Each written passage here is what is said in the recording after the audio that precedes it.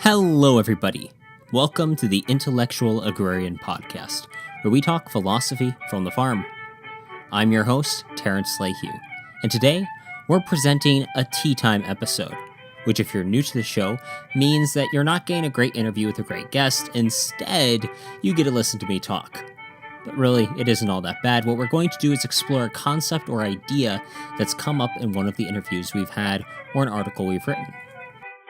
Before we begin, I want to remind you listeners that if you ever have a subject or idea that you'd like explored in a tea time episode, you can submit one by emailing us at show@intellectualagrarian.com. That will be linked in the show notes, but I'll repeat it again anyway, show@intellectualagrarian.com. Without further preamble, let's get into today's topic: resource relationships. In episode 29, we had one of my favorite interviews with Noah Sanders from Rora Valley Farms and the author of Born Again Dirt. In the interview, he shared what I now consider one of my favorite sayings: resources come from right relationships. The context of the conversation was discussing taking care of your customers and the importance of the people in your daily life. Not only is it a phrase that eloquently passes off the tongue, but it's an insightful look at how the world truly works and a powerful mindset for those who apply it. If you're familiar with the web of life, the soil web, or really any visual network of the many interconnected relationships that create an ecosystem, you can readily see the application of the statement. Whatever resource you use, it had to come from a relationship in your life, a connection between you and another. The computer I used was purchased with the money earned from a relationship between an employee and an employer.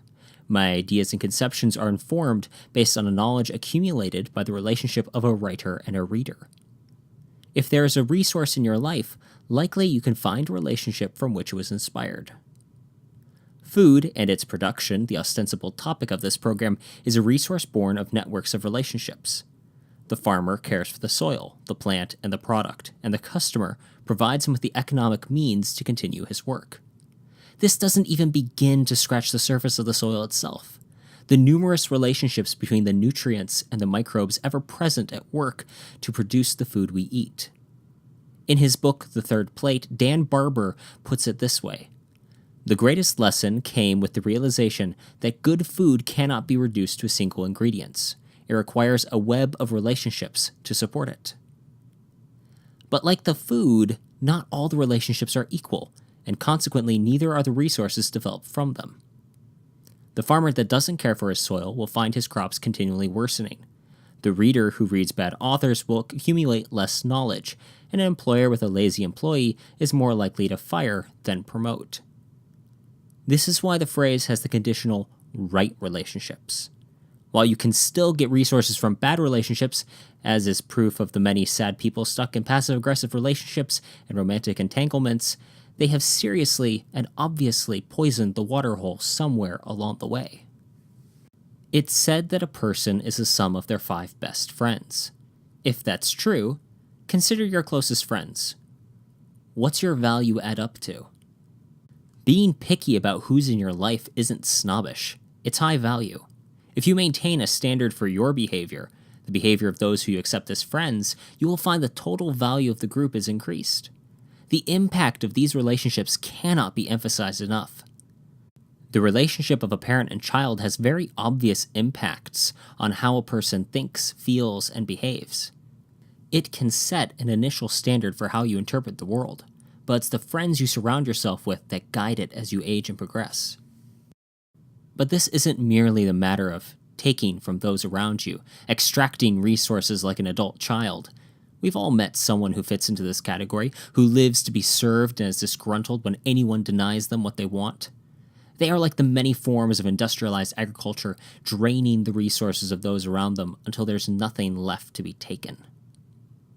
If you wish to have sustainable, if not regenerative, relationships, it all starts with how much of yourself you are willing to give, to share what you have grown, learned, or built with those around you. Pay it forward is a phrase many of us have heard that describes the principle: giving something away, paying for the coffee of the person behind you in line, or something similar. For example, the guests who come on this show are literally giving away their time. They are willing to share from the knowledge and experience they have with you listening now. Before anyone gets cynical, we'll admit that some of them have something to promote, so they're encouraged to be on the show. But most, and even those who have something to promote, aren't on the show expecting something. It's a way that they have chosen to give back, to share what they have learned with the broader audience. In our personal relationships, this can take many forms. It can be something as simple as paying for your friend's coffee, picking up the check at the table, or sending a thank you card after getting a gift. Depending on profession, this could involve slightly more complicated giving. If you're mechanical, you probably have a friend who is woefully not. Speaking as a mechanically disadvantaged person, when my friends are willing to share their time to help me with a car problem, I appreciate it. Shout out to Stuart, by the way, for all the help over the years with my vehicles. There's always something we can offer. Each person has a gift or talent to bring to the table. There are two options in using it: share it or hoard it. If you hoard away your talent, become miserly with your skill and abilities, the circle of friends and relationships you have will slowly shrink until you're all alone. Contrast that with sharing your blessings, generously giving your talents to help others. They may not have a lot, but if they're willing to share it with others, they will be blessed in turn. The scripture says, "Cast your bread upon the waters." Some may feel as if they have nothing to share, nothing to bring to the table, lacking in talents of any kind. How can they hope to have something to share with their network? The answer is two parts. First, be aware that so long as you can listen, you can give. The number one thing people are looking for in this world is a sympathetic listener. If you can halt your thoughts and ideas and motives for even a quarter of an hour to take the time to share in another's thoughts or feelings, you'll have earned yourself a friend for life. Second, we should always be endeavoring to build out our skill sets. You may not be capable of much now, but that doesn't mean you have to stay that way. Look at the needs of the people in your life and develop skills that compensate for them. So, I've been talking a lot longer than I usually do. Let's do a quick review on how you can apply the resources that come from our relationships. 1. Remember that the resources you have come from the people around you. 2. Develop the right relationships that improve your resources. 3.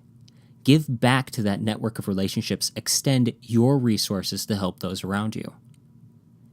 It's a simple idea, but like so many simple ideas, it's a powerful practice when implemented into daily life.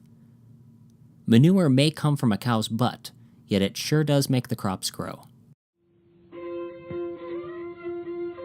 Thanks again for listening. If you've enjoyed this episode, please be sure to leave us a review on iTunes, Stitcher, wherever you're listening to the Intellectual Agrarian podcast. Let other people know how great the show is.